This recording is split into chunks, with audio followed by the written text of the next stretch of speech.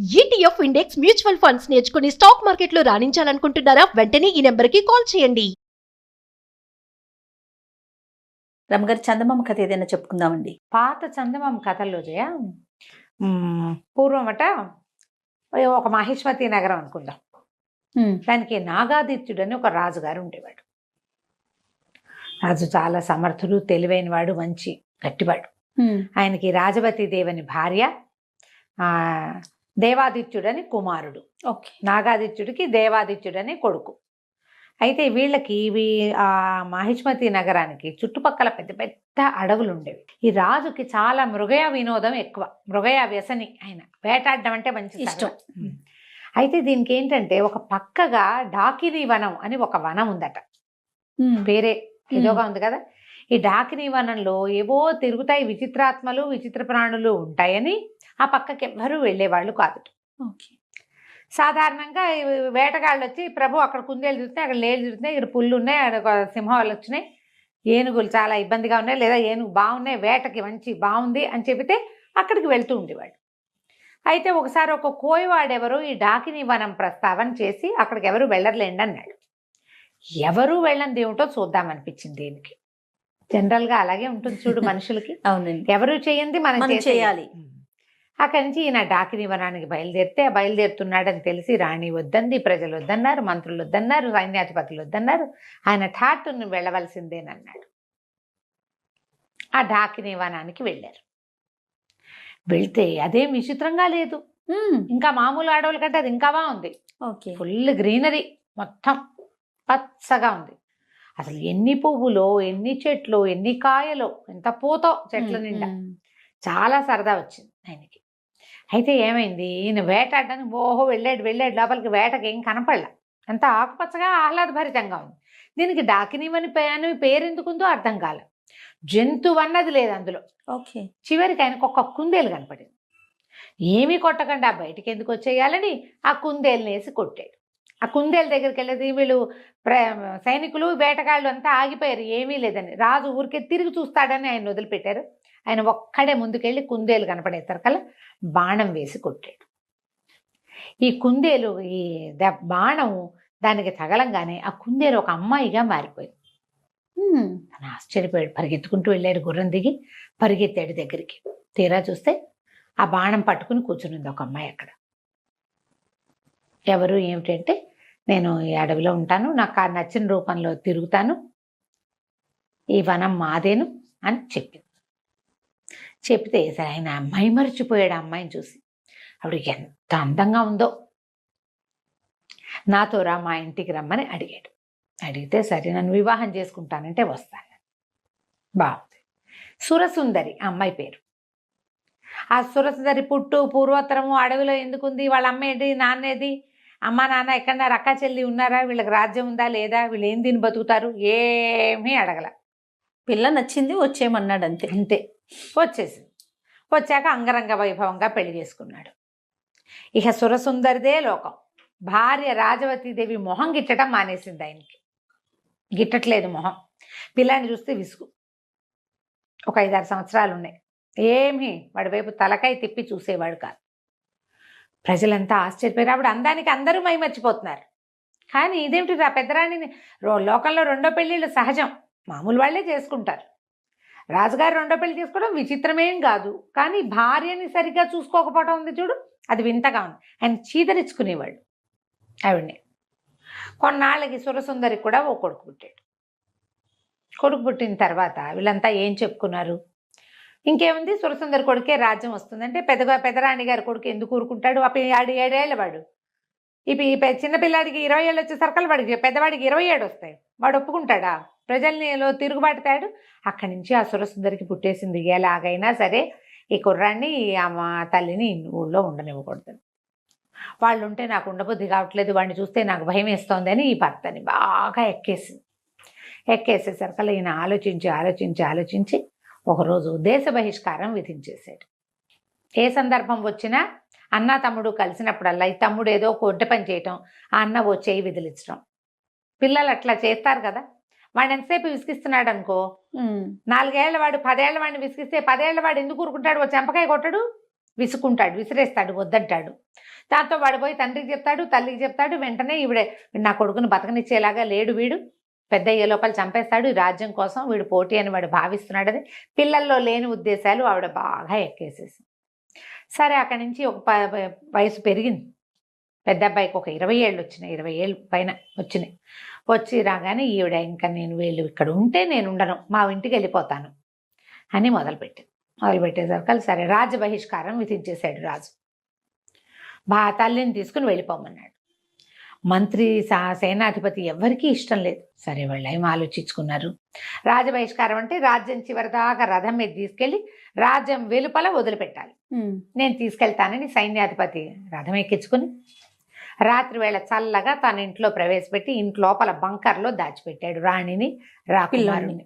ఇక్కడే ఉంచుకున్నారు, ఎక్కడికి వెళ్ళొద్దు, చూద్దాం ముందు ముందు ఏం జరుగుతుందని.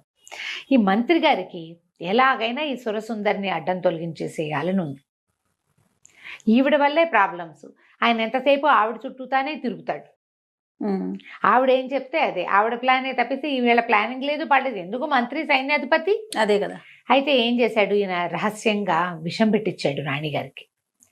ఆవిడ శుభ్రంగా విషం కలిపిన ఆహారం టకటకా తినేసింది, హాయిగా విహారం చేసి వెళ్ళి పడుకుంది. పొద్దున్న లేచి మళ్ళీ తయారైంది. అంటే విషం ఇమిడిపోతోంది. 2-3 సార్లు ట్రై చేశారు. 2-3 సార్లు విషారం ఏమీ అవటం లేదు అమ్మాయికి. అంటే ఇది విషం తిన్నా బతికుండగలిగే లక్షణం ఏదో ఉంది. సరే ఏం చేయాలో తెలియలే. బాగా ఆలోచించారు, ముందు వెనక ఆడారు.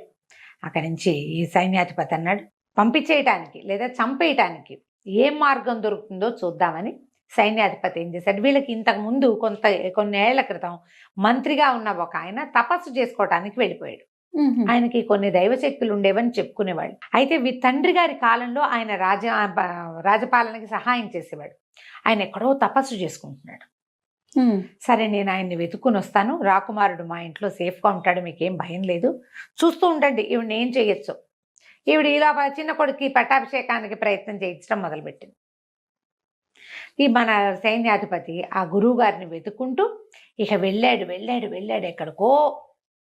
ఊరి పొలిమేరలు కూడా దాటిపోయి, నగరం పొలిమేరలు దాటి బోల్డని కొండలు, అడవులు అవి ఉండే కదా, అడవులు కూడా దాటాక కొన్ని కొండలు ఉన్నాయి.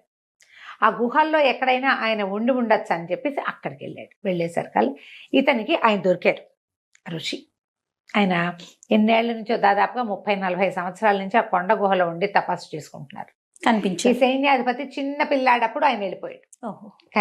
కనిపించేసరికల్లా నేను వెళ్ళి ఆయన పాదాలు పట్టుకుని, స్వామి మీరు సహాయం చేయాలి, మహిష్మతి నగరం మట్టిలో కలిసిపోయేలాగా ఉంది. ఎవరో ఒక స్త్రీని రాజు ఢాకినీ వనం నుంచి తెచ్చాడు. అప్పటి నుంచి కష్టాలు మొదలైనాయి. రాణిగారి మొహం చూడలేదు, మరి రాకుమారుడి మొహము చూడటం లేదు. దేశ బహిష్కారం విధించేశాడు. వాళ్ళని నేను దాచిపెట్టాను. రాణికి విషం పెట్టినా ఆవిడ చావడం లేదు. ఏం జరుగుతుందో మాకు అర్థం కావట్లేదు. నగరం విధ్వంసం అయిపోయేలాగా ఉంది. సరే అక్కడి నుంచి ఏం చేశారు, ఈయన బాగా జ్ఞాన దృష్టితోటి ఆలోచించి ఏం చెప్పాడంటే, ఆమె నిజంగా ఢాకిని రాజుని వశం చేసుకుంది మంత్రశక్తితోటి. ఆయనకి భార్య కొడుకు అక్కర్లా, మీరు ఎవరేం చెప్పినా విండు, ఆవిడేం చెప్పినా వింటాడు. అదే జరుగుతోంది. ఈ అమ్మాయి ఏ ఢాకిని వనంలో అయితే ఈ అమ్మాయి ఇచ్చిందో ఆ ఢాకిని వనంలో ఒక పెద్ద చెట్టు ఉంది. 12 ఊడలున్న మర్రి చెట్టు. చాలా చెట్లు ఉన్నాయి అక్కడ. 12 ఊడలున్న మర్రి చెట్టు వెళ్ళాలి. ఆ మర్రి చెట్టు తొర్రలో ఒక వెండి దబ్బన ఉంటుంది. ఆ దబ్బనమే ఆ అమ్మాయిని చంపగలిగే శక్తి ఉన్నది. ఢాకిని చంపగలిగేదాన్ని వాళ్ళ ఆ వనంలో దాచిపెట్టి ఢాకిన్లందరూ దాన్ని కాపలా కాసుకుంటున్నారు.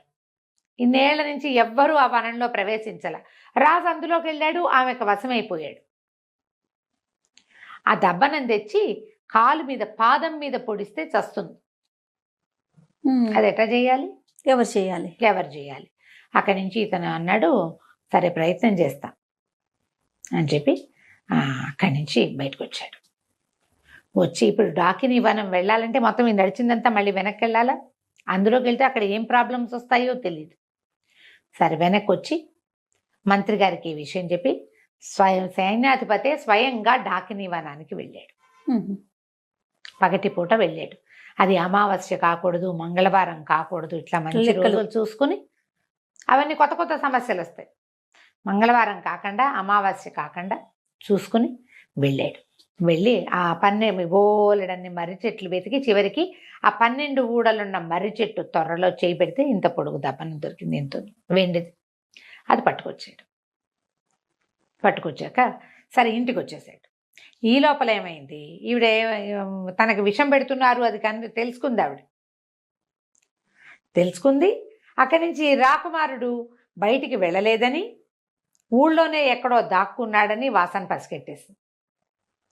అన్ని ఇళ్ళు సోదా చేయించి సైన్యాధిపతి ఇంట్లో నుంచి బయటికి తీసుకొచ్చేశారు.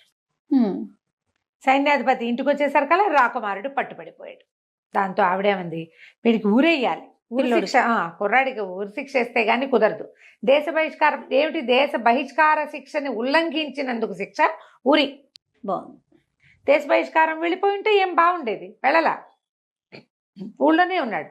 రాజుగారు వేసిన శిక్షని ఉల్లంఘించాడు కదా, ఉల్లంఘించిన వాడికి శిక్ష ఏమిటి, ఊరి. సరే ఇంకేం చేస్తారు, సైన్యాధిపతి రావాలన్నారు. సైన్యాధిపతి వచ్చాడు. ఏం చేయాలో తెలియలా, మంత్రి కాళ్ళు చేతులు ఉనికిపోతున్నాయి ఆయనకి. ఇంకేముంది, ఇక అయిపోయింది, ఊరి శిక్ష వేస్తే పిల్లాడి ఇంకా దక్కేది లేదు. రాజు ఇలా పిచ్చిగానే ఉంటాడు.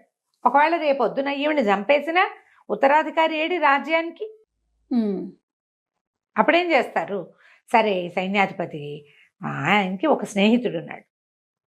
ఈయన ఇంట్లో ఉంటే ఏడుస్తే రాజుగారు రాణిగారు బాధపడుతుందని ఆ స్నేహితుడి ఇంటికి పోయి అక్కడ చాలా దుఃఖించాడు.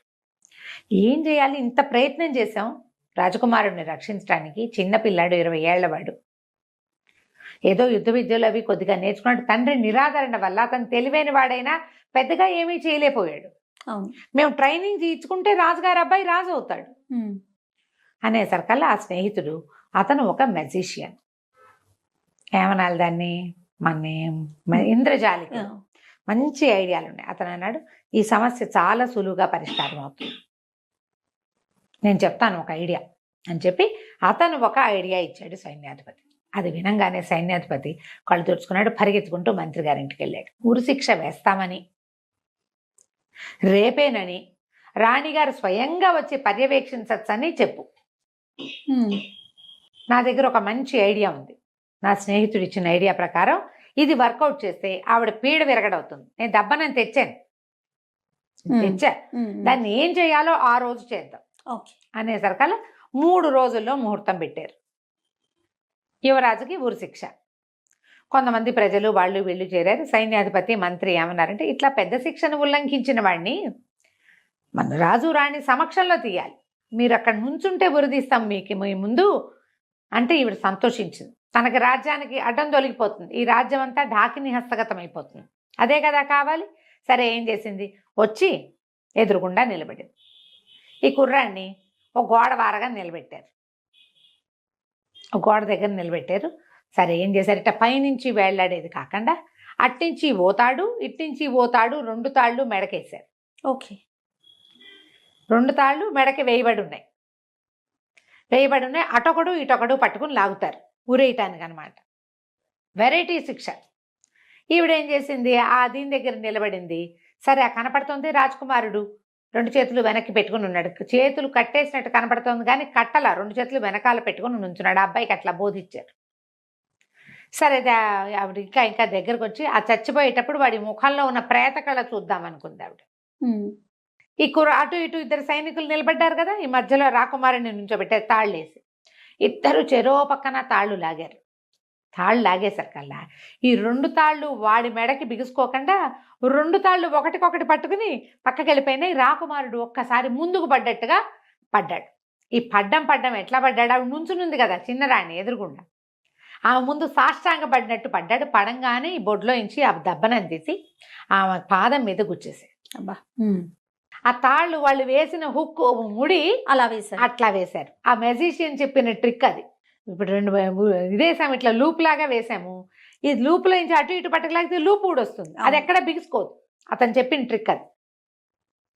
ముందుకు పడి ఎప్పుడైతే ఇది పొడిచేశాడో ఈ రాణిగారు పెద్ద కేక పెట్టింది, పిచ్చెక్కినట్టు అరిచి చచ్చిపోయింది. పడిపోయింది కానీ అస్థిపంజరంలా అయిపోయిందట పడటం. ఎప్పుడైతే ఈమె ఇక్కడ పడిపోయిందో అంతఃపురంలో ఉన్న ఆవిడ కుమారుడు కూడా మరణించాడు. ఢాకిని జాతి అంతమైపోతుంది ఆ దెబ్బనంతో.